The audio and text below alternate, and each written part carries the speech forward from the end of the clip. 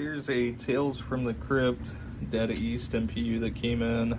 I've got Simpsons ROMs installed in it, but this thing came in with a little bit of alkaline corrosion, which has been cleaned up here.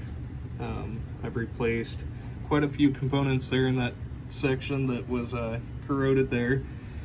Also swapped out the CPU, which had some corrosion there on the legs, and we've got a new socket here in place. Luckily we didn't have anything underneath the oscillator there. I did replace both the NVRAM socket as well as the game ROM socket. And the NVRAM socket I did machine pin sockets because we have machine pin headers here on the NVRAM. But we have also replaced the 470 UF filter capacitor as well as the 0.156 power input header. And let's go ahead and get this thing powered up. And I set this to free play just to make sure that it is retaining the memory, but I'll get the Tales from the Crypt ROM installed back into the game. But here is the lamp matrix, and none of the coils are locked on. And let's go ahead and get this thing into test.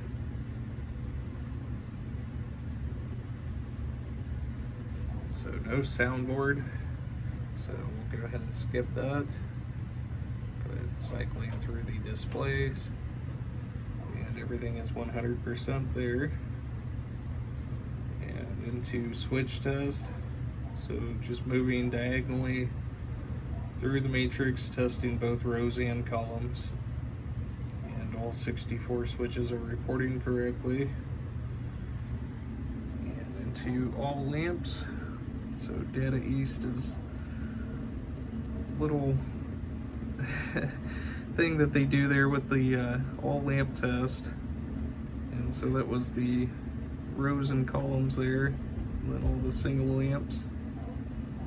And that ghosting is just an effect from the LED block. And let's see, all flashers. Those are all correct. To the solenoids, testing both A side and B side. And one of these doesn't have a B side, which was the one that just passed there.